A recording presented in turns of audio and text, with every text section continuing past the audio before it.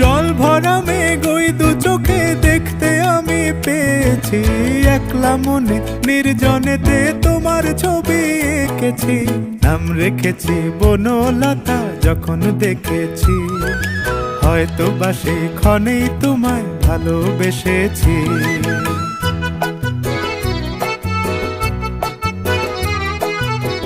বনলতা কথা হয়ো না গো কুণ্ঠিতা, বনলতা কথা হয়ো না গো কুণ্ঠিতা।